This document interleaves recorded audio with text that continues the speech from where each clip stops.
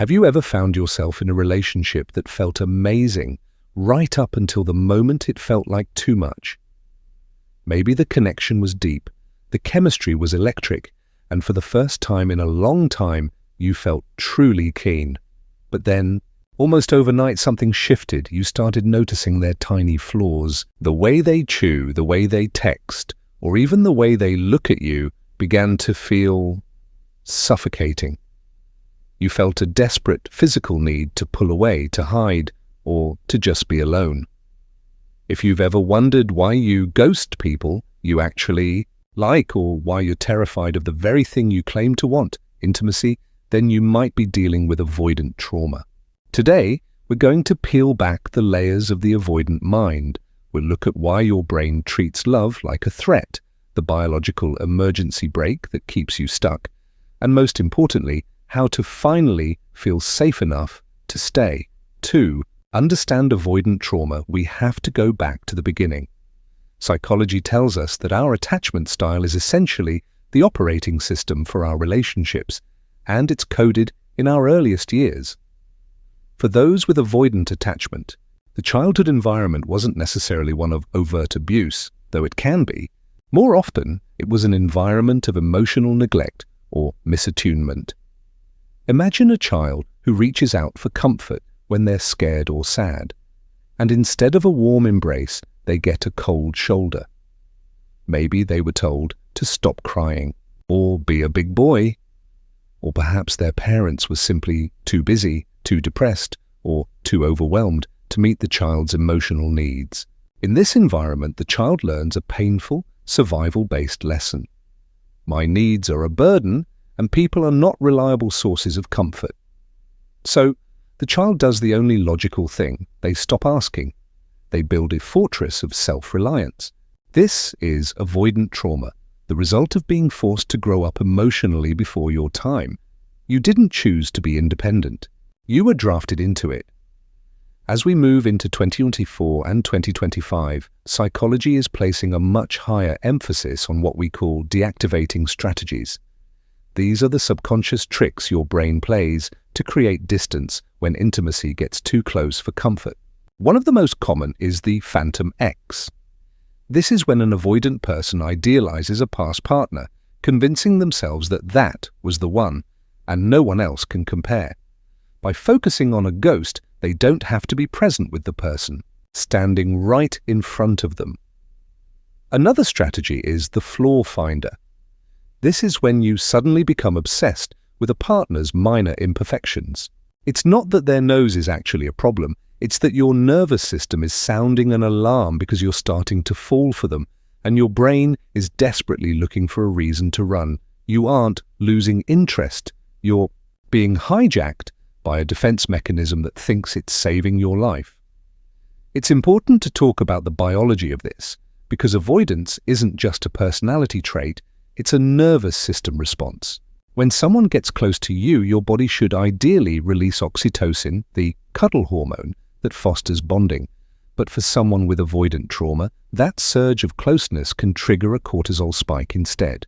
Closeness feels like an invasion. Your HPA axis, the part of your brain that handles fight or flight, gets activated. To the rest of the world, you might look cold, distant, or unfeeling, but on the inside, you're likely feeling overwhelmed, or even physically nauseous. This is why you might suddenly need space for days or weeks. You aren't trying to be mean, you're trying to regulate a nervous system that feels like it's being smothered. This is the avoidant trap. The closer the connection, the higher the fear, and the faster the withdrawal. In the world of dating, this often leads to the infamous anxious avoidant trap. It's a psychological phenomenon where people who fear abandonment, anxious, are magnetically drawn to people who fear intimacy, avoidant. It creates a devastating cycle. The avoidant person pulls away to feel safe, which triggers the anxious person's fear of being left.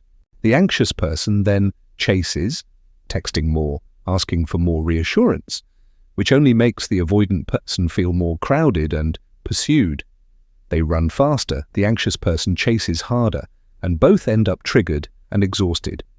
If You find yourself in this loop. It's not because you're broken, it's because both of you are playing out roles you learned in childhood.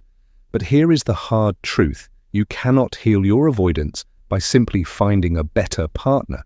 You heal it by changing your relationship with vulnerability itself. So how do we begin to heal? The first step is awareness. You have to start noticing when you are deactivating.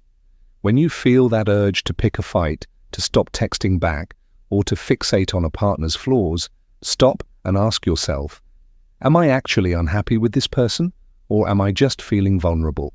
This is where somatic tracking, a trending tool in 2025 therapy, comes in.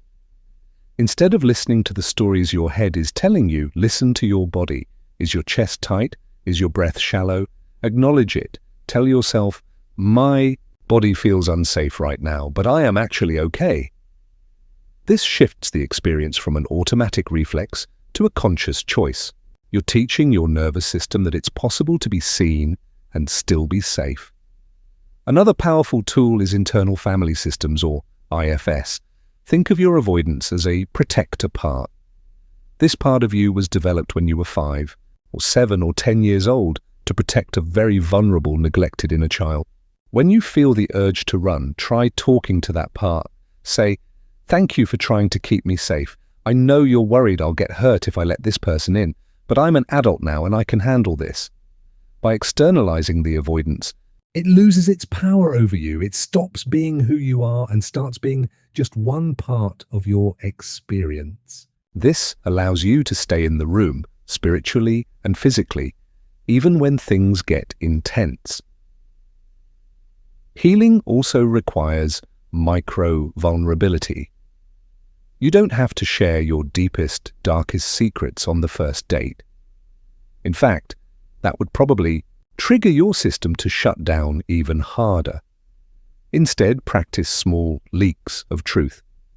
If you're feeling overwhelmed, try saying, I'm having a really good time, but my brain is telling me to pull away right now because this feels new and scary. By naming the feeling, you take the pressure off. You'll be surprised how often a secure partner will respond with, that's okay, take your time. This builds what psychologists call felt safety. Each time you are vulnerable and the world doesn't end, your brain rewires itself just a little bit more. You are proving to your younger self that the old rules, the rules of the fortress, no longer apply. We also have to challenge the hyper-independence myth.